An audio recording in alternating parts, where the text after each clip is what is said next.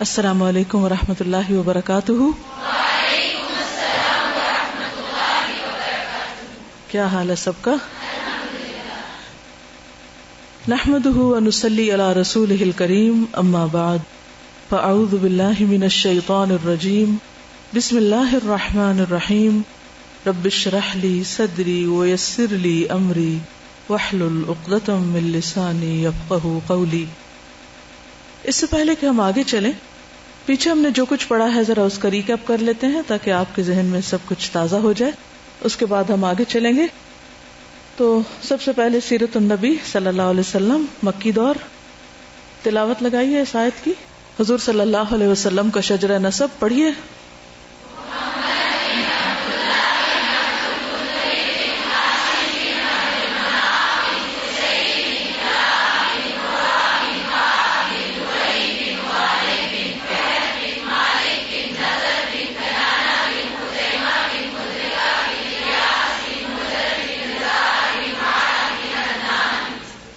اسماعیل علیہ السلام۔ اسماعیل علیہ السلام کس کے بیٹے تھے؟ ابراہیم علیہ السلام کے۔ ابراہیم علیہ السلام کہاں پیدا ہوئے تھے؟ عراق میں، لیکن انہوں نے وہاں سے ہجرت کی تھی۔ کہاں؟ ارض حجاز کی طرف، مکہ کی طرف، اللہ کے حکم سے، تاکہ اپنی اولاد کو تمام طرح کے شرک اور ان کے مقامات سے دور ایک بالکل آئسولیٹڈ جگہ پر، ایک نئی جگہ پر پالیں تاکہ مرکز توحید قائم ہو سکے۔ تو یہ علاقہ عربوں کا علاقہ تھا۔ عربوں کی مختصر تاریخ، تفصیلات آپ پڑھ چکے ہیں۔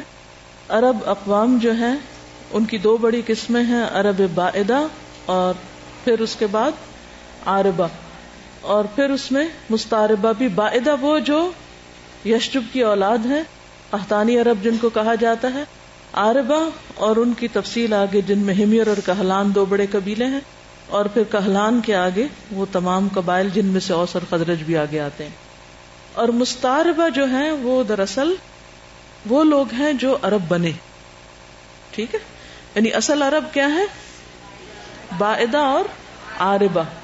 اور مستعربہ جو اصلاً عرب نہیں تھے لیکن عرب بن گئے، اور وہ ہیں اسماعیل علیہ السلام کی اولاد، کیونکہ حضرت ابراہیم عرب نہیں تھے، اصلاً عراقی تھے، پھر عراق سے عرب کی طرف آئے، اور پھر اسماعیل علیہ السلام ان کے اولاد۔ اور ان کو کیا کہا جاتا ہے؟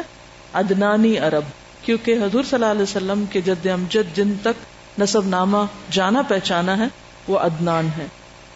اور پھر یشجب کی اولاد جو عرب بائدہ کہلاتے ہیں، ان میں سے عاد، سمود، عمالقہ وغیرہ ہیں، اور ان کی تاریخ آپ قرآن مجید میں پڑھتے رہتے ہیں۔ نیکسٹ، ابراہیم علیہ السلام کی حجاز میں آمد، ار میں پیدا ہوئے، پھر حران کی طرف گئے، وہاں سے فلسطین، مصر، پھر واپس فلسطین کی طرف آئے، وہاں سے حضرت ہاجرہ سے پھر حضرت اسماعیل علیہ السلام کی پیدائش ہوئی۔ حضرت سارہ جو تھیں ان کے لیے حضرت ہاجرہ کا وجود ایک طرح سے ناقابل برداشت تھا، تو اللہ تعالیٰ کے حکم سے ابراہیم علیہ السلام حضرت ہاجرہ اور اسماعیل علیہ السلام کو لے کر مکہ میں آ گئے۔ وہاں پر تفصیلات آپ کو معلوم ہے کہ کس طرح مکہ آباد ہوا۔ ابراہیم علیہ السلام واپس چلے گئے، ہاجرہ اور اسماعیل علیہ السلام وہیں پر رہے۔ ادھر سے یمن کا قبیلہ جرہم، یہ پانی کی تلاش میں مکہ کے قریب سے گزر رہا تھا، تو پرندوں کو دیکھا اور یہ حضرت ہاجرہ اور اسماعیل علیہ السلام کے پاس آئے اور وہاں پر بس گئے۔ اسی قبیلے میں حضرت اسماعیل علیہ السلام کی شادی ہوئی اور آگے ان کی اولاد ہوئی۔ ابراہیم علیہ السلام 3-4 بار بیچ میں آئے، لیکن بیسیکلی اسماعیل علیہ السلام نے پھر آگے، جب ابراہیم اور اسماعیل علیہ السلام نے مل کر کعبہ کی تعمیر کی تو اس کے بعد پھر یہ جگہ مکمل طور پر آباد ہو گئی۔ پھر اسماعیل علیہ السلام سے حضور صلی اللہ علیہ وسلم تک اولاد اسماعیل میں 12 بیٹے تھے، اور جن میں سے قیدار جو تھے وہ مکہ میں سکونت پذیر ہوئے، جبکہ باقی ادھر ادھر چلے گئے۔ اور قیدار ہی کی اولاد میں سے پھر عدنان تھے، معد، پھر نزار، اور پھر مدر، پھر الیاس، پھر اس کے بعد کنانہ، پھر قریش، پھر قصی ابن کلاب جس نے آ کے کیا بنایا تھا؟ دار الندوہ۔ جی ہاں، قصی نے ایک طرح سے دوبارہ ریوائول کیا تھا عربوں کے، کچھ سے پہلے حکومت کس کے پاس تھی؟ جرہم کے پاس، ان کی اولاد کے پاس، اور پھر اس کے بعد ہم دیکھتے ہیں کہ ان کی اولاد میں سے عبد مناف، پھر ہاشم، پھر عبد المطلب، اور پھر ان کے بیٹے عبداللہ سے محمد صلی اللہ علیہ وسلم سراج منیرہ. ٹھیک ہے. پھر حضور صلی اللہ علیہ وسلم کی آمد کے وقت عربوں کے ہاں مختلف مذاہب پائے جاتے تھے. کچھ لوگ مجوسی تھے جو اصلاً ایران سے تھے، ایرانیوں کا مذہب تھا، آگ پرست تھے، اور وہ عربوں میں کچھ منتقل ہوا. زیادہ لوگ نہیں تھے، لیکن جو لوگ اس سرحد کے قریب قریب رہتے تھے ان میں یہ مذہب آیا. پھر بت پرست عمر ابن لحی پہلا شخص تھا جس نے شام سے بت برآمد کیا، بت لے کر آیا اور کعبہ میں رکھا، اور پھر یہاں سے بت پرستی کا آغاز ہوا. اسی طرح یہود کے اوپر بخت نصر نے حملہ کیا، پھر اس کے بعد ٹائٹس کا حملہ ہوا، اس کے بعد وہاں سے ان کے قبائل منتشر ہوئے. تو 3 قبائل جو تھے وہ مدینہ میں آ کر بسے. کون کون سے تھے وہ؟ قینقاع، بنو نذیر اور بنو قریظہ. اور اس طرح مدینہ میں اصلاً یہودی پہلے سے نہیں تھے، لیکن یہ وہاں آ کر آباد ہو گئے، اور مدینہ کی ایک بڑی آبادی پھر یہود پر بھی مشتمل تھی. اس کا اندازہ اس سے لگائیے کہ نبی صلی اللہ علیہ وسلم کی آمد پر مدینہ میں بہت سے قلعے تھے، جس میں 59 یہود کے تھے اور 13 جو تھے وہ عربوں کے تھے. تو اس سے آپ اندازہ لگائیں کہ یعنی کتنی کثرت کے ساتھ یہ لوگ اور کتنی مضبوطی کے ساتھ مدینہ میں جم چکے تھے. پھر اسی طرح یہ ہے کہ نجران کی طرف عیسائیوں کا علاقہ تھا، جس کی تفصیل سورۃ آل عمران میں بھی آپ نے پڑھی. ابرہہ کا مشہور حملہ جو ہاتھیوں کے ساتھ ہوا وہ کب ہوا تھا؟ جس سال نبی صلی اللہ علیہ وسلم پیدا ہوئے تھے. اس کو کون سا سال کہا جاتا ہے؟ عام الفیل کہا جاتا ہے. نیکسٹ، نبی صلی اللہ علیہ وسلم کا بچپن. جن لوگوں نے بچپن میں آپ کی زندگی میں بہت اہم کردار ادا کیا وہ کون کون تھے؟ آپ کی والدہ، پھر اس کے بعد چچا، پھر دادا، پھر دودھ پلانے والیوں میں سے حلیمہ سعدیہ اور سویبہ. سویبہ تو خیر اطلاع دینے والی تھی. ام ایمن جو تھی، انہوں نے کیا کیا تھا؟ ان کا خاص کیا کردار تھا؟ ام ایمن کون تھی؟ حضرت عبداللہ کی لونڈی تھی. ٹھیک ہے. جب انتقال ہوا حضرت آمنہ کا، یعنی کہ حضور صلی اللہ علیہ وسلم کی والدہ کا، تو پھر کیا کیا ام ایمن نے؟ مکہ لے کر آئی تھی. آپ دیکھیے اتنی بڑی آیت وہاں لکھی، علم یجد کا یتیمن فآویٰ. نبی صلی اللہ علیہ وسلم یتیم پیدا ہوئے تھے، تو اللہ تعالیٰ نے اتنے سارے لوگوں کے ذریعے آپ کو اتنا بہترین ٹھکانہ عطا کیا. نبوت سے پہلے یہ سارے اوصاف تھے آپ کے اندر. اس میں آپ دیکھ سکتے ہیں ساری چیزیں جو لکھی ہوئی ہیں. نیکسٹ، پھر آپ پر وحی نازل ہوئی 40 سال کی عمر میں، اور اس وقت آپ کی کیفیت کیا ہوتی تھی؟ چہرے کا رنگ بدل جاتا، گھنٹی کی جھنکار سنائی دیتی، شہد کی مکھی کی بھنبھناہٹ کی سی آواز ہوتی، کبھی فرشتہ انسانی شکل میں نمودار ہوتا جیسے جبریل علیہ السلام خاص طور پر اپنی اصل شکل میں بھی آپ کو دکھائی دیے. اور آپ کی کیفیت کیا ہوتی کہ آپ کی پیشانی سے پسینہ موتیوں کی طرح بہنے لگتا. خاص سردی کا سخت موسم ہوتا پھر بھی آپ کو پسینہ آتا تھا. آپ کی آنکھیں مسلسل کھلی رہتی، آپ کے اوپر کپ کپی کی کیفیت طاری ہو جاتی، آپ سر جھکا دیتے، وہی ختم ہو جاتی تو سر اٹھاتے. مخلوقات پر بھی وہی کا اثر ہوتا ہے. فرشتوں پر کیا اثر ہوتا ہے کہ ان کے پر پھڑپھڑانے لگتے ہیں اور ان سے ایسی آواز آتی ہے جیسے زنجیر کی آواز پتھروں پر ٹکرانے کی ہو. پھر انسانوں پر اثر کیسے؟ ایک مرتبہ حضرت زید کی ران آپ کی ٹانگ کے نیچے تھی، کہیں بیٹھے ہوں گے ساتھ، جیسے بازو کا 2 لوگ بیٹھے ہوتے ہیں نا، تو ایک کا گھٹنا دوسرے کے اوپر آ جاتا ہے. اتنے میں وہی نازل ہونا شروع ہوئی تو حضرت زید کو یوں محسوس ہوا کہ آپ کی ٹانگ ٹوٹ جائے گی. اور صحابہ کو جب پتہ چل جاتا کہ آپ پر وہی نازل ہو رہی، کیونکہ آپ کا سر جھک جاتا تھا، آپ کو پسینہ چھوٹ جاتا تھا اور آپ خاموش ہو جاتے تھے اور آپ کی آنکھیں مسلسل کھلی رہتی تھی، تو ایک خاص کیفیت ہوتی تھی. تو جو ہی صحابہ دیکھتے کہ آپ پر وہی نازل ہو رہی تو وہ کیا کرتے تھے؟ جی، وہ کپڑے سے آڑ کر لیتے، ایک طرف ہو جاتے یا اپنے سروں کو جھکا لیتے تھے. کوئی آپ کی طرف ایسے آنکھیں پھاڑ کے نہیں دیکھتا تھا. پھر اسی طرح جانوروں پر بھی اثر ہوتا. جب آپ اونٹنی پہ سوار رہتے اور وہی نازل ہوتی تو اس کا بوجھ پڑتا یوں لگتا تھا جس سے اس کی کمر ٹوٹ جائے گی. آپ کو پتا اونٹ کتنا مضبوط جانور ہے؟ کبھی آپ میں سے کوئی اونٹ پہ سوار ہوا ہے؟ ہارڈ ہوتی ہے اس کی پیٹھ بہت نا، یعنی اگر آپ کوشش کریں کہ آپ اس کو پریس کر کے نیچے کو دبائیں تو دب نہیں سکتے، لیکن جب وہی نازل ہوتی ہے تو یوں ایسا لگتا ہے جیسے وہ چرچرا رہی اور ٹوٹ پڑے گی. نیکسٹ، آپ صلی اللہ علیہ وسلم نے تبلیغ کی. سب سے پہلے آپ نے خفیہ تبلیغ کی، گھر والوں سے آغاز کیا، پھر دوستوں کو، پھر عام لوگوں کو، پھر حکم ہوا 3 سال کے بعد کہ اب آپ اعلانیہ تبلیغ کریں. نیکسٹ، پھر کچھ لوگ سب سے پہلے ایمان لے آئے، ان کو کیا کہا جاتا ہے؟ السابقون الاولون. عورتوں میں حضرت خدیجہ، مردوں میں حضرت ابو بکر، بچوں میں حضرت علی رضی اللہ تعالیٰ عنہ، غلاموں میں حضرت زید بن حارثہ رضی اللہ تعالیٰ عنہ. حضرت ابو بکر ایمان لاتے ہی آگے تبلیغ کرنے کو چلے گئے، اور ان کی کوششوں سے مزید اور لوگ مسلمان ہو گئے. یعنی صرف حضور صلی اللہ علیہ وسلم ڈائریکٹ نہیں، بلکہ جو آپ کے ہاتھوں مسلمان ہو وہ مزید لوگوں تک تبلیغ کرتے، پیغام پہنچاتے. اس سے بھی اندازہ ہوتا ہے کہ اچھی بات اگر انسان کو معلوم ہو جائے تو اس کو دوسروں سے فوراً شیئر کرنا چاہیے. نیکسٹ، پھر اہل ایمان کی عبادت اور تربیت کا ساتھ ساتھ انتظام ہوا. پہلی مکمل سورت الفاتحہ نازل ہوئی، پہلا حکم نماز کا آیا، اور پہلا عملی کام جو تھا وہ طہارت تھا. اعلانیہ تبلیغ میں آپ گھر سے جب نکلے، اور گھر والوں میں سے کچھ کا رد عمل خصوصاً ابو لہب کا بہت شدید تھا، اکثریت خاموش تھی. ابو لہب اگینسٹ تھا، حضرت علی رضی اللہ تعالیٰ عنہ، حضرت خدیجہ آپ کے ساتھ تھے. پھر اس کے بعد صفا پہاڑی کا باز، وہ آپ نے تفصیل اس کی پڑھی ہوگی. اس پر آپ نے سب کو بلا کر کہا کہ لوگو انقذوا انفسکم من النار، لوگو اپنے آپ کو آگ سے بچاؤ. پھر اس کے بعد بازاروں میں آپ تشریف لے جاتے، لا الہ الا اللہ کا پیغام پہنچاتے، خصوصاً وہ بازار جو حج کے زمانے میں لگا کرتے تھے، ذو المجاز اور ذو المجنہ وغیرہ کے. موسم حج خاص طور پر تبلیغ کا موسم ہوتا تھا، کیونکہ کثرت سے لوگ آس پاس کے علاقوں سے آتے تھے. عام دنوں میں تو مکہ میں کم لوگ ہوتے، عمرہ وغیرہ میں لوگ آتے تھے باہر سے. اللہ تعالیٰ نے اس علاقے کو اسی لیے چنا کہ پیغام بہت تیزی کے ساتھ پھیلے. اس زمانے میں پیغام پہنچانے کا ذریعہ انسان ہی ہوتے تھے، انسانوں سے انسانوں کو بات پہنچتی تھی. تو مکہ میں ہونے کا ایک بہت بڑا فائدہ یہ تھا کہ جو بھی حج پہ آتا، جو بھی قبائل زیارت کے لیے آتے، وہ آپ کی بات سنتے، آپ کے بارے میں مانوس ہوتے چلے جا رہے تھے. پھر جو یہاں سے سنتے وہ واپس جا کے اپنے علاقے کے لوگوں سے شیئر بھی کرتے تھے.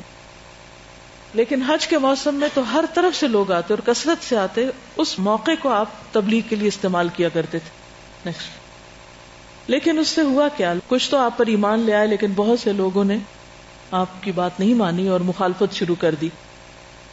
اس میں وہ آپ کی ہنسی اڑاتے، دین کا مذاق اڑاتے، آپ کو مختلف القابات دیتے، لوگوں کو آپ کی بات سننے سے روکتے، بحثیں کرتے، کٹھوجتیاں کرتے. پھر اسی طرح قرآن کے بارے میں شکوک و شبہات پیدا کرتے کہ یہ تو آپ کا خواب ہے اور آپ نے اسے خود گھڑ لیا ہے، اور کوئی انسان آپ کو سکھاتا ہے، یہ پہلوں کے افسانے ہیں، اور حضور صلی اللہ علیہ وسلم پہ فرشتہ نہیں کوئی شیطان آتا ہے، وغیرہ وغیرہ. اہل مکہ کا عقیدہ کیا تھا؟ وہ اللہ کو تو مانتے تھے، خالق بھی مالک بھی مانتے تھے، رازق بھی، لیکن اس کے ساتھ شرک کرتے تھے. وہ کہتے تھے کہ ہم ڈائریکٹ اللہ تک نہیں پہنچ سکتے، اوروں کے وسیلے سے جائیں گے.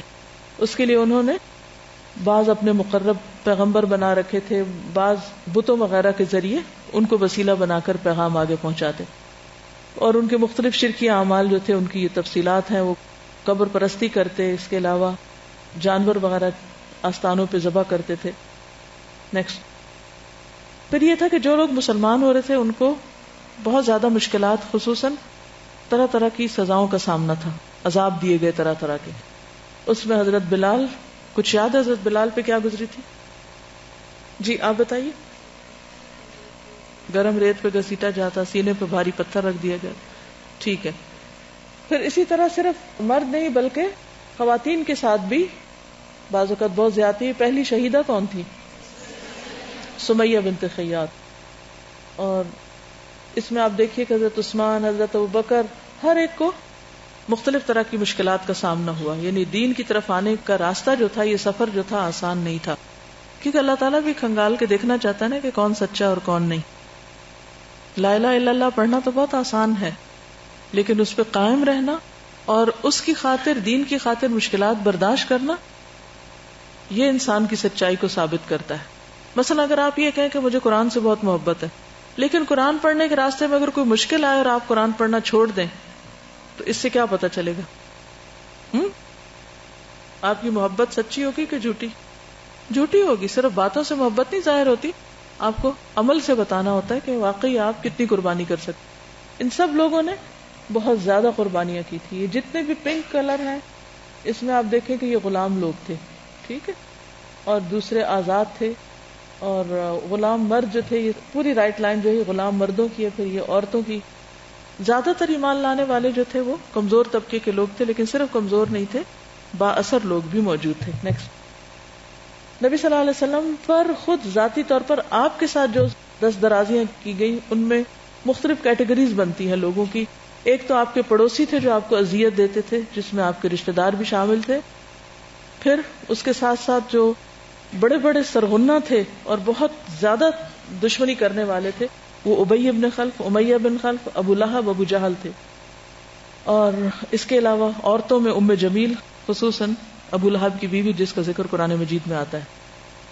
پھر دنیا میں ہی جو آپ کی آنکھوں کے سامنے انجام کو پہنچے، ان کے نام آپ دیکھیے، ابو لہب، ابو جہل.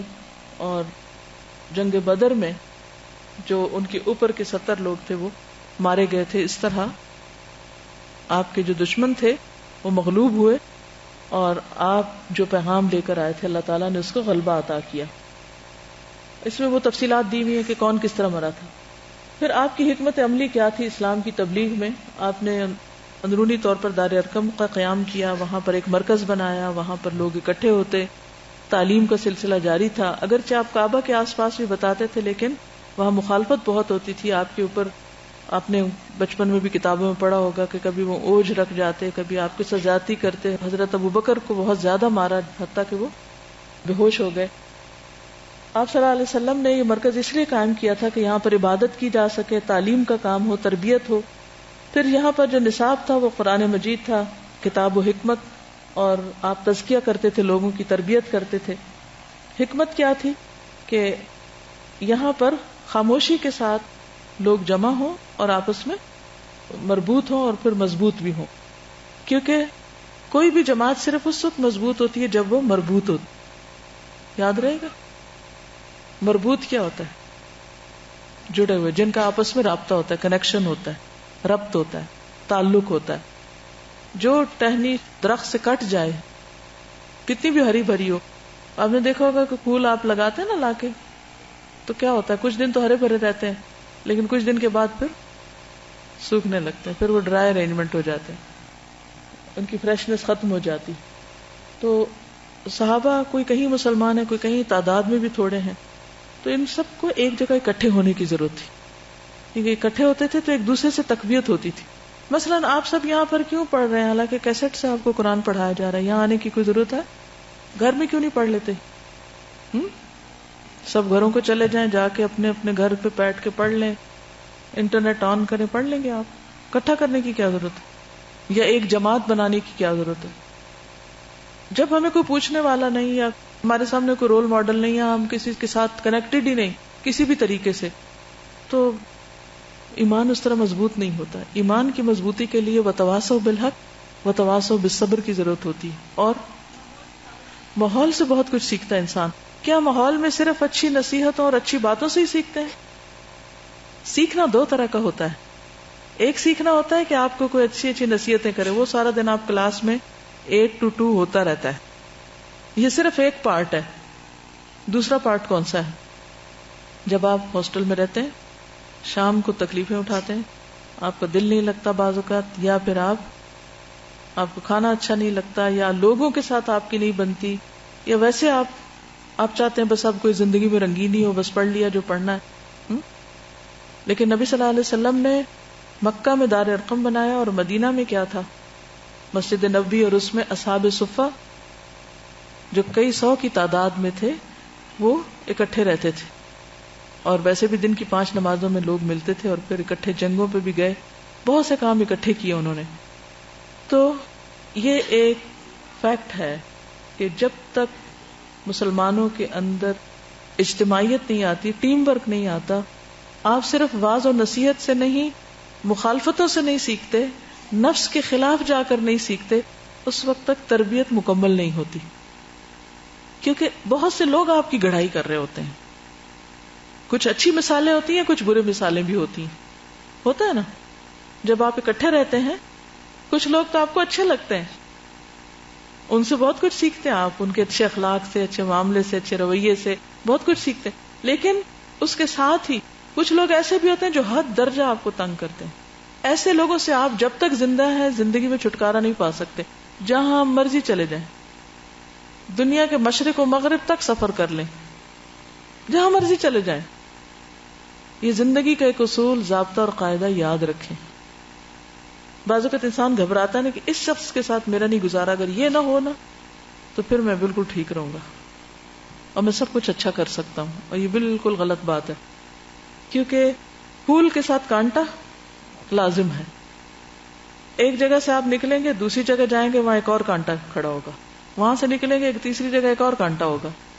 تو اس لیے عقل مند وہ ہے کہ جو پرائرٹائز کرے کہ اس کی زندگی میں سب سے اہم, قیمتی اور بہترین کام کون سا ہے, اور اس میں دوسروں کی لرننگ کے ساتھ اس کی اپنی لرننگ کہاں زیادہ بہتر ہے.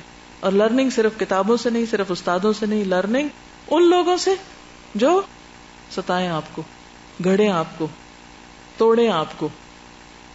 کیونکہ آپ دیکھیں کوئی پیار سے بات سمجھاتا ہے نا تو وہ تھوڑی سی اثر کرتی ہے, پھر جلدی بھول جاتے ہیں. کہ ڈنڈا پڑتا ہے تو پھر تو بات میں کر رہی تھی کہ سیکھنے کے لیے اکٹھے ہونا ضروری ہے, تربیت اور تزکیے کے لیے مل کے کام کرنا ضروری ہے, مل کے کام کرنے کے لیے مرکز کا ہونا ضروری ہے. اسی لیے نبی صلی اللہ علیہ وسلم نے مدینہ پہنچ کر بھی پہلا کام جو کیا وہ کیا تھا؟ مسجد بنائی. کہاں؟ مسجد قباء. کتنے دن میں بن گئی تھی؟ 8 دن میں.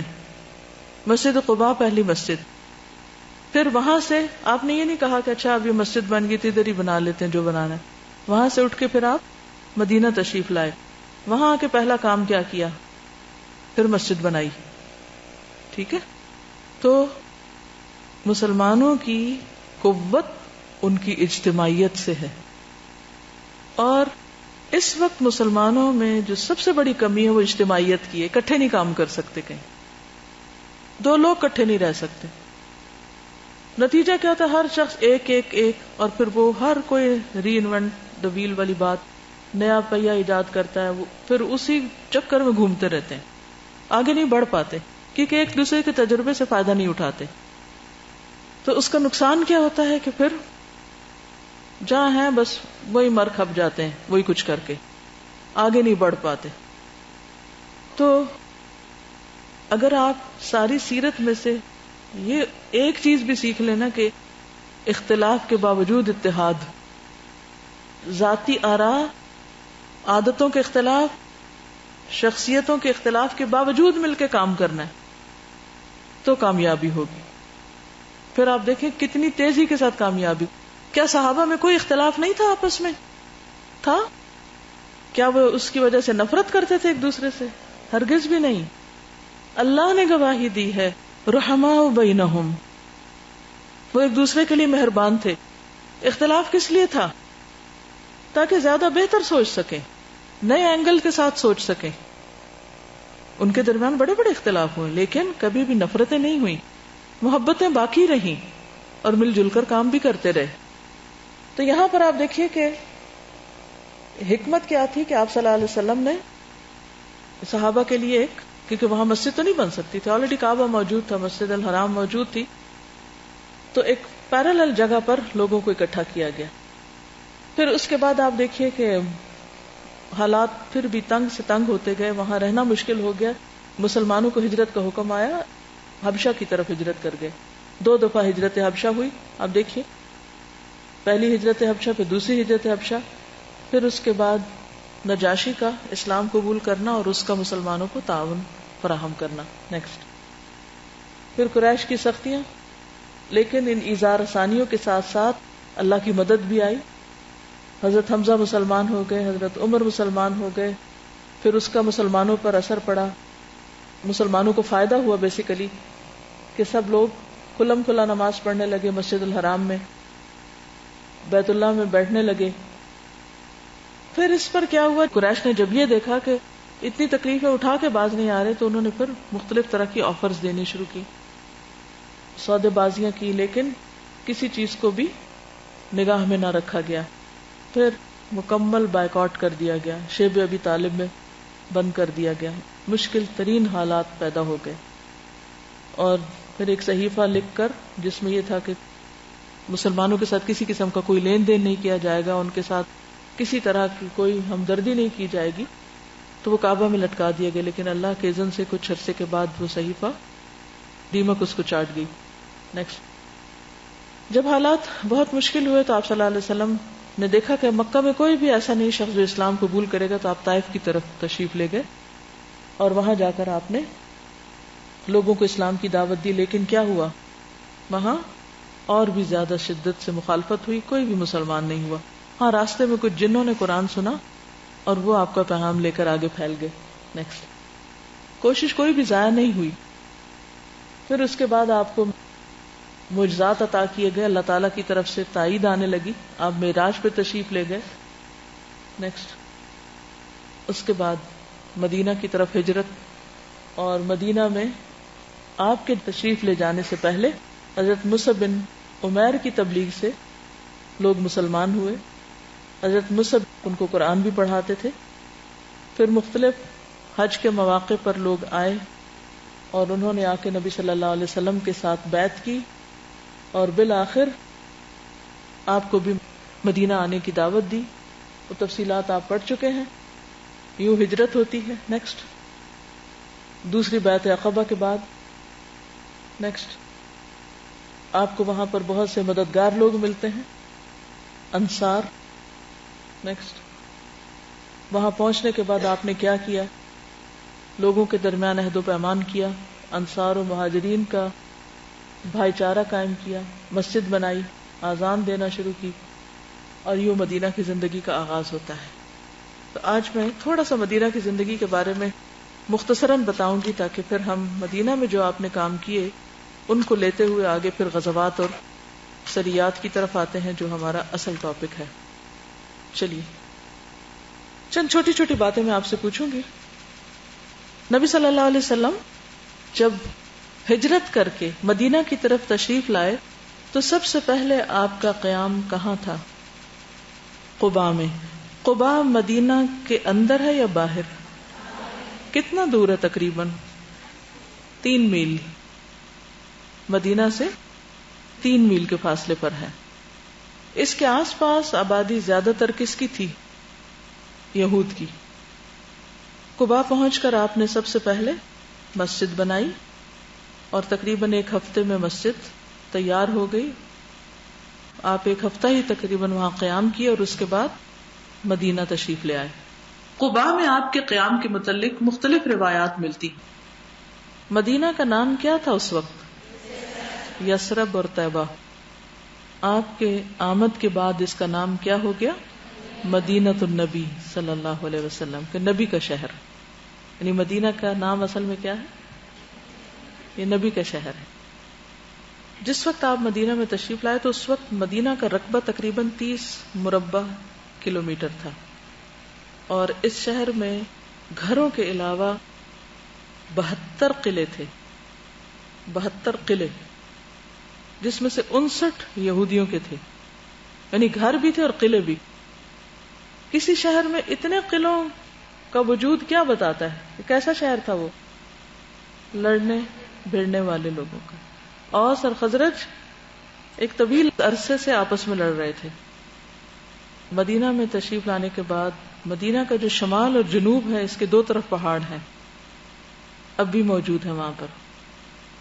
تقریباً آدھی آبادی عرب تھی اور آدھی یہودی، مدینہ کے رہنے والے.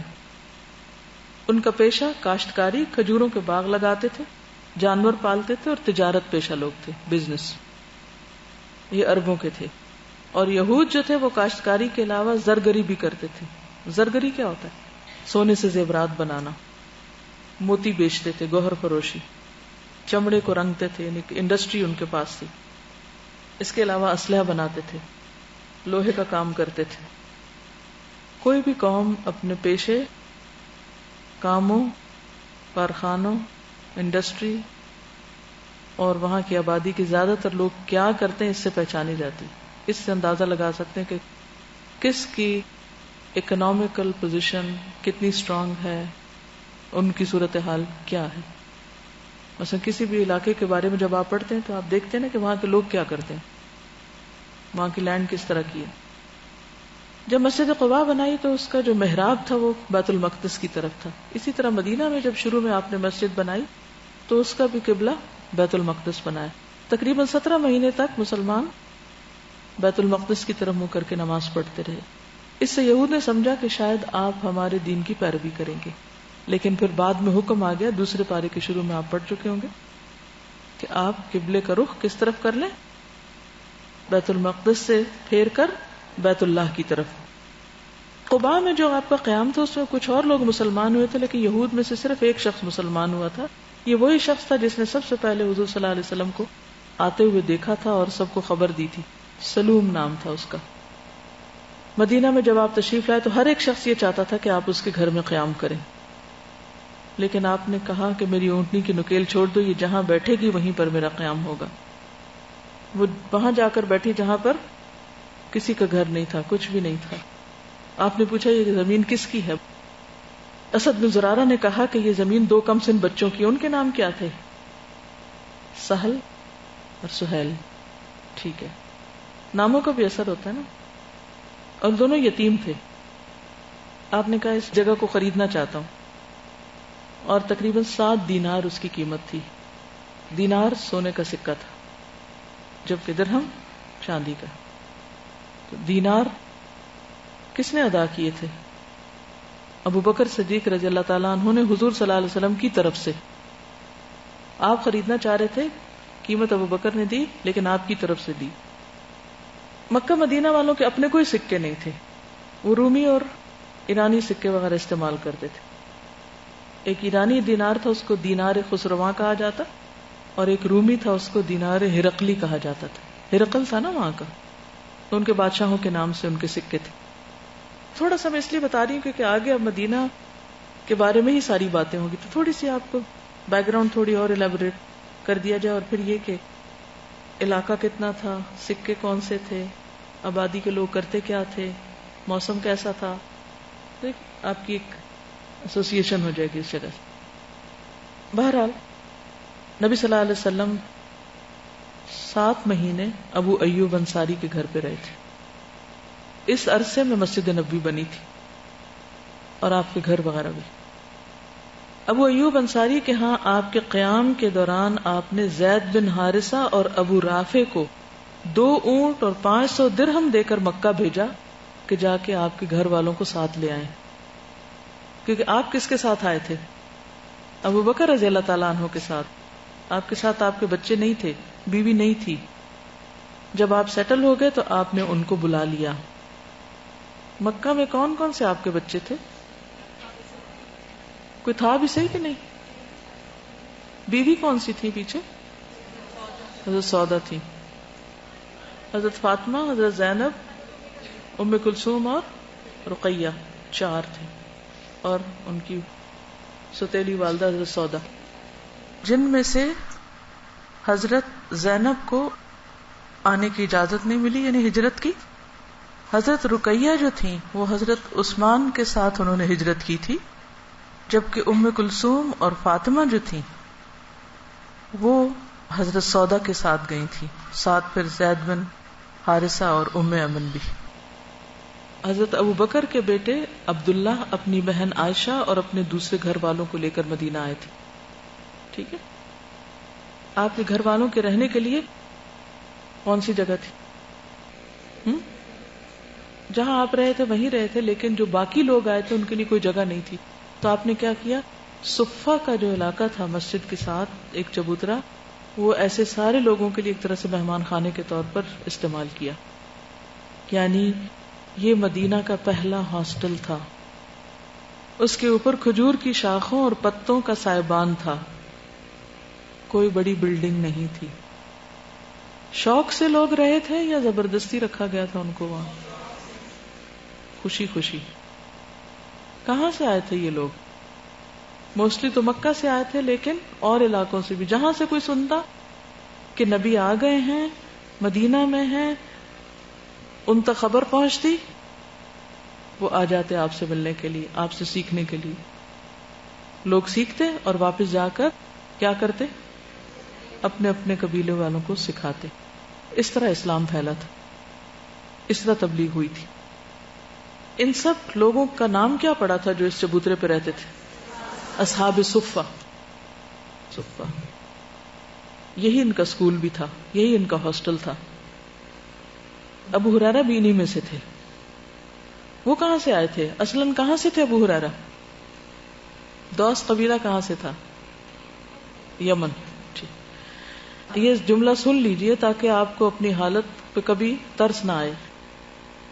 ابو ہریرہ کہتے ہیں کہ میں نے 70 اصحاب صفہ کو اس حال میں دیکھا کہ ان میں سے کسی کے پاس لمبی چادر نہ تھی، صرف تہمد ہوتی یا صرف چھوٹی چادر جس کا ایک سرا وہ اپنی گردن سے باندھ لیتے اور دوسرا ہاتھ سے تھامے رہتے تھے کہ کہیں سطر نہ کھل جائے. سنگل شیٹ، کپڑا نہیں تھا پہننے کو. یہ چادر کسی کی آدھی پنڈلیوں تک پہنچتی جو اوپر والی ہوتی تھی، کسی کے ٹخنوں تک. ان کی بے سر و سامانی کا حال یہ تھا کہ نہ وہ بزنس کر سکتے تھے اور نہ ہی وہ زراعت. ان کے پاس کام نہیں تھا. ان میں سے کچھ لوگ جنگل چلے جاتے، لکڑیاں کاٹتے اور بیچ کر اپنے اور اپنے ساتھیوں کے پیٹ بھرنے کا انتظام کرتے. اس کے علاوہ کبھی کسی کے گھر سے کھانا وغیرہ آ جاتا تو اس سے پیٹ بھرتے. پیٹ بھرنے کی تو بات ہی نہیں تھی، اس پر گزارا ہوتا.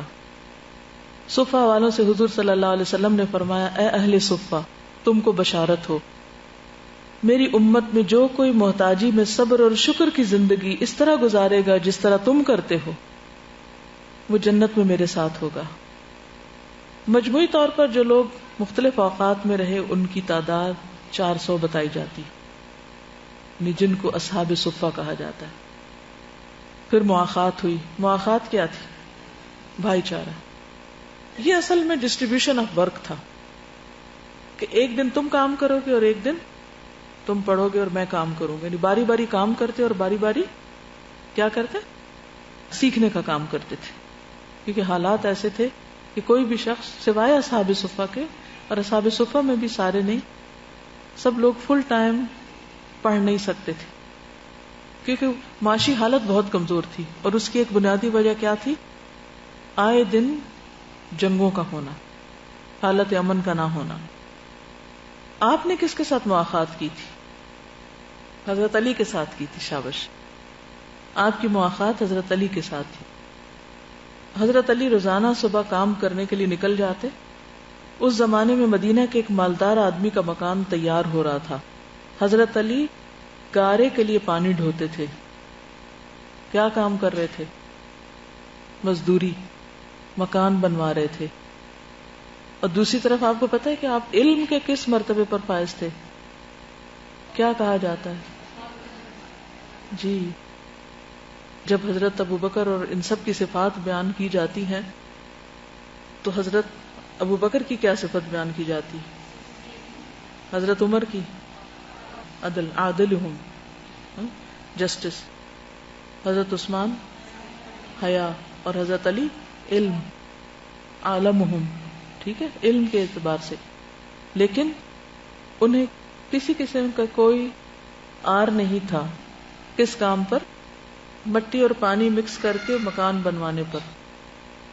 مکان اور کنویں کا اتنا فاصلہ تھا کہ حضرت علی صبح سے شام تک 16 ڈول سے زیادہ پانی نہیں لا پاتے تھے.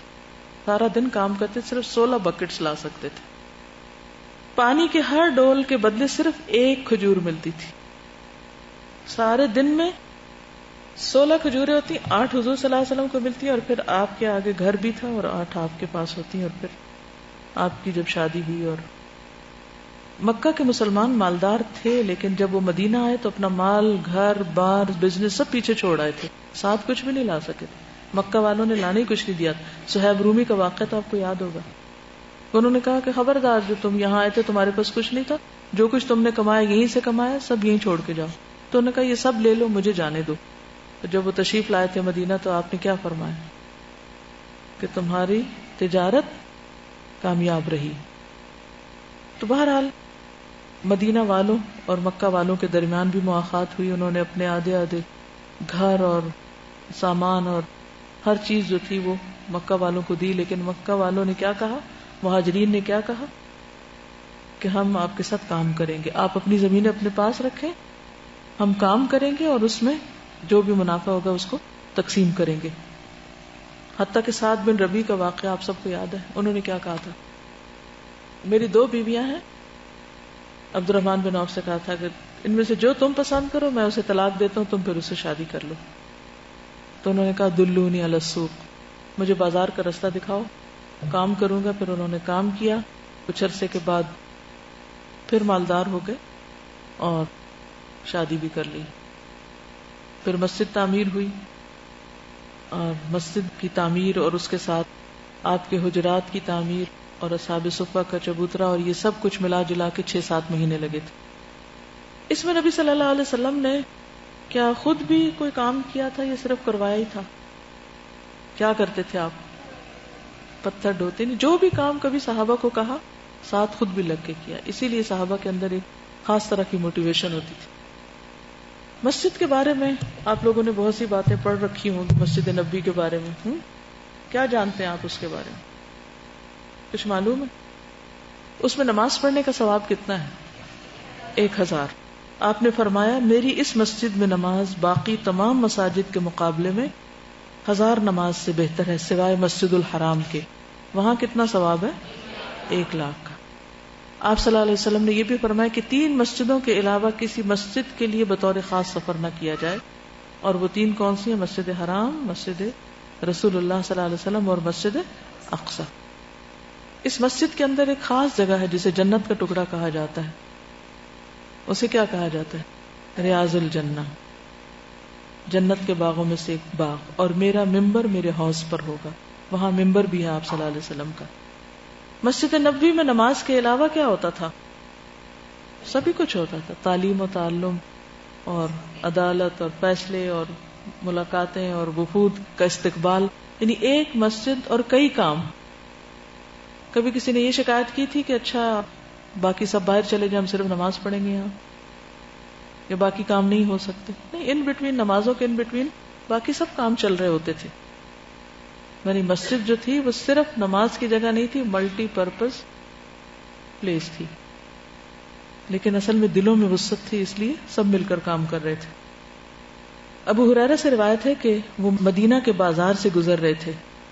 رک کر کہنے لگے اے بازار والو, کس چیز نے تمہیں عاجز کر دیا؟ انہوں نے کہا کیا مطلب تمہارا؟ عاجز کر دیا؟ کہنے لگے نبی صلی اللہ علیہ وسلم کی میراث تقسیم ہو رہی ہے اور تم یہاں کیا کر رہے ہو؟ کیا تم جاتے نہیں کہ اپنا حصہ لے آؤ؟ انہوں نے کہا وہ کہاں ہے؟ کہنے لگے مسجد میں. جلدی سے نکلے اور ابو ہریرہ وہیں رکے رہے یہاں تک کہ لوگ واپس آئے. انہوں نے ابو ہریرہ سے کہا ہم مسجد گئے مگر وہاں ہم نے کوئی چیز تقسیم ہوتے نہیں دیکھی. ابو ہریرہ نے کہا تم نے مسجد میں کسی کو نہیں دیکھا؟ انہوں نے کہا کیوں نہیں, ہم نے لوگوں کو نماز پڑھتے, قرآن پڑھتے, حلال و حرام کا مذاکرہ کرتے دیکھا. ابو ہریرہ بولے افسوس تم پر, یہی تو نبی صلی اللہ علیہ وسلم کی میراث ہے. کیا ہے آپ کی میراث, آپ کی وراثت, انہیریٹنس ہے؟ علم, جو قرآن کی تعلیم آپ چھوڑ کر گئے تھے. کہ تم بازاروں میں ہی اپنے کام کاج کرتے رہو گے, وہاں سے کچھ نہیں لے کر آؤ گے. یعنی مطلب کیا تھا, اشارہ کس چیز کی طرف تھا کہ جاؤ اور وہاں سے کچھ نہ کچھ علم ضرور حاصل کرو. نبی صلی اللہ علیہ وسلم نے مسجد کی تعمیر کے دوران کچھ اشعار بھی پڑھے تھے. اس سے کیا بات پتہ چلتی؟ موٹیویشن کے لیے. اللہم لا خیر الا خیر الآخرہ فاغفر للانصار والمہاجرہ, اے اللہ بھلائی تو صرف آخرت کی ہے, انصار اور مہاجرین کو بخش دے. آذان دینے کے لیے کس کو مقرر کیا؟ کیونکہ ان کی آواز میں قوت بھی تھی اور رقت بھی تھی اور وہ اس کے اہل تھے. نبی صلی اللہ علیہ وسلم کے لیے حجرات بنائے گئے تھے جس کا ذکر سورۃ الحجرات میں بھی آتا ہے. یعنی مسجد کے علاوہ آپ کا ریزیڈنس اور اس میں چھوٹے چھوٹے کمرے بنائے گئے تھے. اتنی اونچی بس چھت تھی کہ جس میں بمشکل کھڑے ہو سکتے تھے, ہاتھ لگائیں تو ہاتھ لگ جائے. تو بہت بڑا محل نہیں تھا. پھر اسی طرح انصار اور مہاجرین کے درمیان جو آپ نے بھائی چارہ قائم کیا تھا اس کا نام کیا تھا؟ اس کا نام مواخات تھا. اور آپس میں جو ان کو بھائی بھائی بنایا اس کی وجہ سے کیا وہ ایک دوسرے کو ان کے پرانے ناموں سے یاد کرتے تھے کہ نئے ناموں سے یاد کرتے تھے؟ کوئی وہ کہتے تھے وہ مہاجر، وہ انصار. انصار کا نام کس نے رکھا تھا؟ اللہ تعالیٰ نے. ٹھیک ہے. حضرت انس کہتے ہیں کہ نبی صلی اللہ علیہ وسلم جب مدینہ آئے تو مہاجرین آپ کے پاس آئے. کہا کہ اللہ کے رسول صلی اللہ علیہ وسلم، ہم نے حسن برتاؤ میں آج تک انصار مدینہ جیسے لوگ نہیں دیکھے کہ اگر کسی کے پاس تھوڑا ہے تو اس نے ہمیں اس میں شریک کر لیا، زیادہ ہے تو اس میں سے دل کھول کر ہمارے اوپر خرچ کیا. ہمارے ان بھائیوں نے ہماری ضرورتیں پوری کی، ہمیں اپنی خوشیوں میں شریک کیا، یہاں تک کہ ہمیں ڈر ہونے لگا کہ یہ لوگ پورے کا پورا ثواب لے لیں گے. آپ نے فرمایا ایسا نہیں ہوگا جب تک تم ان کی تعریف کرتے رہو گے اور ان کے لیے دعائیں خیر کرتے رہو گے. اس سے کون سا اخلاق پتہ چلتا ہے؟ شکریہ ادا کرنا چاہیے اور دعا کرنی چاہیے اور تعریف بھی کرنی چاہیے. ہم لوگ عام طور پر کسی کے احسان کی، کسی کے اخلاق کی تعریف کرنے میں بہت تنگ دل ہوتے ہیں، تعریف نہیں کرتے کسی کی. ہاں ہماری کوئی کر دے تو بہت خوش ہوتے ہیں. ایک تو ویسے ہی ہم تھوڑے سٹنجی ہیں اس معاملے میں، پھر یہ کہ وہ حدیث کو مس کوٹ کرتے ہیں کہ کسی کی تعریف کرنے سے وہ بگڑ جاتا ہے، اور اس لیے تعریف تو کسی کی بھی نہیں کرنی چاہیے. لیکن نبی صلی اللہ علیہ وسلم نے اس حدیث میں ہمیں کیا بتایا کہ ان کی تعریف بھی کرو اور ان کے لیے دعائیں خیر کرو. ٹھیک ہے. ان دو چیزوں سے ہیں تو معمولی لگتی ہیں، لیکن ان دو چیزوں سے کیا ہوتا ہے؟ انسان اجر میں شریک ہو جاتا ہے. یعنی جب آپ کسی کو جزاک اللہ کہتے ہیں تو یہ جو دعا دے رہے ہیں، اس دعا کے دینے کی وجہ سے اور اس تعریف کے کرنے کی وجہ سے اور اس اچھے گمان اور اچھا خیال رکھنے کی وجہ سے لینے والا بھی اجر سے محروم نہیں ہوتا. پھر اسی طرح یہ تھا کہ مدت تک ایک دوسرے کے وارث بھی یہ لوگ بنتے رہے. پھر سورۃ الانفال نازل ہوئی اور اس میں وراثت کا حقدار کس کو قرار دیا گیا؟ خون کے رشتوں کو. بہرحال میرے خیال اتنا ہی دہرائی کافی ہے. جو کچھ اب تک دہرائی کی، اس میں سے اگر کچھ کہنا چاہیں تو کل انشاءاللہ تعالی ہم غزوات اور سرایا سے شروع کریں گے، باب نمبر 4 پیج نمبر 187 سے. لیکن 5 منٹ ہے تو میں چاہوں گی کہ آپ لوگ اپنے جو آج کی مجلس میں سیکھا ہے اس کو تھوڑا سا شیئر کر لیں. السلام علیکم. وعلیکم. بہت ہی اچھا لگا ریوائز کر کے، اور میں سوچ رہی تھی ریویژن کے وقت عموماً میں ریویژن سے تھوڑا بور ہوتی ہوں، لیکن اتنا زیادہ مجھے اچھا لگ رہا ہے کہ شکر ہے میں نے یہ سارا سن لیا، کیونکہ پتہ نہیں فار دا فرسٹ ٹائم مجھے اتنا زیادہ فیل ہوا ہے اس چیز کے دل کے اوپر جا کے، جیسے کوئی چیز آپ کو واقعی ہٹ کرتی ہے جو کہ کرنی چاہیے جب ہم ان لوگوں کے بارے میں پڑھ رہے ہیں، کہ کیسے انہوں نے سفر کیا اور وہاں پہنچے ہیں اور ان کے پاس جگہ بھی نہیں ہے اپنی کوئی جس کو وہ کہہ سکیں کہ ہمارے لیے تیار ہوئی پڑی ہے. اور حضرت علی کا تو پڑھ کے کمپلینٹ ہی نہیں کر رہے مطلب اس چیز کی کہ میں اتنا لمبا چکر لگا کے آئی ہوں تو اس کی ایک کھجور ہے. کیا یہی فیئرنیس ہے؟ اور اگر یہاں فیئرنیس ہے تو ہمیں آنے کی کیا ضرورت، پھر ہم ادھر ہی ٹھیک تھے. یا ہم لوگ تو فوری ریزلٹس چاہتے ہیں اپنی. ذرا سی میں یہاں آئی ہوں تو بس اب سب کو بالکل میری طرف ہی دیکھنا چاہیے، کسی نے تو دیکھا تو پھر میں نہیں دوبارہ آ رہی. ہمارا ایٹیچیوڈ اس طرح ہو گیا نا ہر چیز کے بارے میں. آئی سپوز کہ وہ جو کنسسٹنٹلی اتنی محنت کر رہے تھے نا، ایک کھجور کے لیے بھی وہ ہوتا چکر، پھر دوبارہ جا رہے تھے لینے کے لیے، پھر دوبارہ جا رہے تھے. He was so satisfied that Allah is giving them so much ajr for whatever they are doing. They don't need payment from this world or from these people. This is the difference I think between them and us. کیونکہ آج دین کے کام کے لیے جو قربانی کا level ہے وہ ختم ہے. دین بھی ایک تجارت بن گیا، ایک بزنس بن گیا کہ اس سے اگر کوئی ورلڈلی فائدہ ہوگا تو ہم دین کے ساتھ ہیں، اور اگر نہیں تو ہم کچھ اور تلاش کرتے ہیں. السلام علیکم. مجھے ایک چیز جو بہت زیادہ اس میں ایک تو بہت اچھا لگا کہ مدینہ کا ایک جو اوور آل پکچر بن گئی نا، کنیکشن ڈیولپ ہو گیا سٹی کے ساتھ. ایک چیز جو مجھے بہت اس میں اچھی لگی وہ یہ تھی کہ جب نبی صلی اللہ علیہ وسلم آئے تو آپ صلی اللہ علیہ وسلم نے کسی سے کوئی ایکسپیکٹیشن نہیں رکھی، آتے ہی جیسے کام شروع کر دیا نا، اور خود سے ہر چیز میں انیشیٹ کر رہے ہیں، مطلب پیسے بھی انویسٹ کر رہے ہیں، مسجد بنا رہے ہیں، پھر آرگنائز کر رہے ہیں. پھر یہ کہ اپنی فکر نہیں دوسروں کی بھی فکر ہے. لوگ آئیں گے تو یہ پوائنٹ بہت ویلڈ ہے. ذرا یہاں رک کے، یعنی حیرت کی بات ہے نا کہ جس جگہ پر وہ اونٹنی آ کے رک گئی اور پھر وہ جو مسجد کے لیے جگہ سلیکٹ ہوئی تو آپ نے پوچھا کس کی جگہ ہے؟ اسد بن زرارہ نے کہا کہ 2 بچوں کی ہے، وہ یتیم ہے. تو انہوں نے کہا کہ مسجد کے لیے آپ ویسے ہی جگہ لے لیں، لیکن آپ نے کہا نہیں میں اس کی قیمت ادا کروں گا. اور پھر حضرت ابوبکر نے آپ کی طرف سے قیمت ادا کی. حیرت ہوتی ہے نا، ورنہ یہ جو بات ہے نا کہ ایکسپیکٹیشن کوئی نہیں، ورنہ ہم اگر کہیں جائیں تو ہم کہیں کہ لو آپ اتنا بھی نہیں کر سکتے کہ یہاں ایک جگہ ہمیں بنا کر دیں. ہمیں کیا کرنا چاہیے جہاں ہم جائیں اپنا مال لگا کر، کیونکہ یہ ہمارا کام ہے نا، کسی کے اوپر احسان تو نہیں، نہ کسی ملک پر، نہ کسی قومیت پر، نہ کسی فرد پر. اگر کر رہے ہیں تو کس کے لیے کر رہے ہیں؟ اپنے لیے کر رہے ہیں نا. استاذہ یہی جیسے مجھے لگتا ہے دین کا کام کرنے کے لیے جذبہ بہت ضروری ہے، کیونکہ ہم جائیں اور ہم یہ سوچیں کہ اچھا میں کتنا دوں. جیسے میں یہ دیکھ رہی تھی کہ نبی صلی اللہ علیہ وسلم آئے ہیں تو بس دیتے رہے اور پھر آپ دیکھیں کہ بعد میں پھر لوگ ملتے گئے ساتھ نا. ہم جب کہیں کام شروع کرتے ہیں تو ہم سب سے پہلے یہ دیکھتے ہیں کہ اچھا فلاں کیا کر سکتا ہے، فلاں مثلا میں اپنے گھر میں نہیں، میں دیکھوں کون اپنے گھر میں کلاس کر سکتا ہے یا کس مسجد میں ہو سکتی ہے. بس ہم ہمیشہ یہ دیکھتے ہیں کہ دوسرے کیا کریں گے اور اس کی وجہ سے کام شروع نہیں کر پاتے. کہیے ایک اور چیز جو نظر آ رہی ہے یونٹی، کیونکہ پیسہ بھی ہوتا، جذبہ بھی بہت ہوتا، ایمان بھی بہت ہوتا، لیکن سب یونائٹ نہ ہوتے. اور آپ پھر یہ کہ مواخات کو پیدا کرنا، کیونکہ وہ جب مہاجر آ رہے تھے تو سیلفشنس بھی تو ہو سکتی تھی، یعنی جو گھر بیٹھے ہیں وہ بیٹھے ہیں، اب کون کس کو پوچھے کیا ہو کیسے، سسٹم نہ بنتا. چونکہ سسٹم اسٹرانگ ہو جاتے ہیں تو پھر شخصیات پیچھے چلی جاتی ہیں، تو اس لیے وہاں سسٹم اسٹرانگ ہوا یونٹی کا.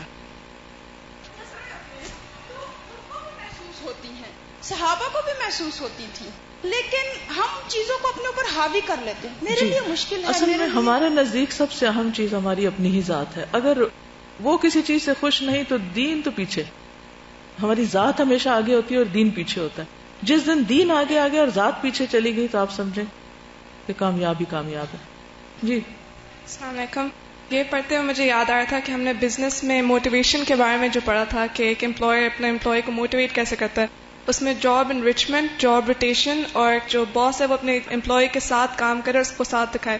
تو میں یہی سوچی تھی محمد صلی اللہ علیہ وسلم نے تو یہی کیا، انہیں دکھایا بھی، ان نے ڈفرینٹ جابس بھی تھیں کہ ایک دن وہ کام کرتے تھے، ایک دن وہ پڑھتے تھے، اور جاب انریچمنٹ میں تھی کہ ساتھ میں وہ پوئٹری بھی کرتے تھے. تو میں سوچی تھی کس طرح ہو سکتا ہے کہ 1400 ایئرس پہلے وہی چیزیں اب ہم اتنی کمپلیکیٹڈ کر کے پڑھ رہے ہوتے ہیں. وہ سب کچھ جو انہوں نے کیا ہم صرف اس کے نام ہی رٹ رہے ہیں. ٹھیک ہے جی. مجھے جو سب سے زیادہ چیز اس میں فائدے والی لگی وہ یہ تھی کہ ڈفرینٹ سیکٹس اور ڈفرینٹ ایریاز کے لوگوں کو انہوں نے آپس میں اتنا انٹرمنگل کیا نا کہ ان کے اپنے تعصبات وہ سب ادھر پیچھے رہ گئے. جیسے کامن فیکٹر کیا تھا جس نے سب کو اکٹھا کیا اور جو آج بھی موجود ہے ہمارے بیچ میں؟ قرآن و سنت. ہم نے اس کو چھوڑا، اس کی روح کو چھوڑا تو ڈیوائیڈڈ ہو گئے، یا اس کو پیچھے کیا اور خود اپنی ذات کو آگے کیا. جیسے ہم یونیورسٹیز میں جاتے ہیں، یہاں پہ بھی آتے ہیں تو ایک ہی علاقے کے لوگ بالکل اکٹھے ہو جاتے ہیں، ان کا الگ گروپ بن جاتا ہے. لینگویج کسی ایک پارٹی میں، شادی میں، کہیں جا کے آپ دیکھو بس سب کوئی اپنے فرینڈز کے سرکل میں بیٹھے ہیں. ایسے دین تھوڑی پھیلتا ہے. السلام علیکم. میں ایک چیز نوٹس کر رہی تھی کہ پروفٹ میں اور ان کے کمپینینز میں بہت ڈسپلن ہے. جب ان کی اپنی لائفز میں ڈسپلن ہے تو وہ پھر آگے پوری سوسائٹی میں بھی ڈسپلن آ رہا ہے. جس سے وہ مل رہے ہیں، جس کو انسپائر کر رہے ہیں، وہ بھی ڈسپلن ہوتا جا رہا ہے. آج پرابلم کیا ہے کہ ہم پرسنلی ڈسپلن نہیں ہوتے، ہم اپنی لائف میں ڈسپلن ہوتے نہیں ہیں. تو جب ہم نہیں ڈسپلن تو کوئی آرگنائزیشن، کوئی سوسائٹی، کوئی معاشرہ کیسے ڈسپلن ہو سکتا ہے؟ شکریہ. ٹھیک ہے، جزاکم اللہ خیرا. آج کے لیے اتنا ہی کافی ہے. سبحانک اللہم و بحمدک، نشہد ان لا الہ الا انت، نستغفرک و نتوب الیک. السلام علیکم و رحمۃ اللہ وبرکاتہ.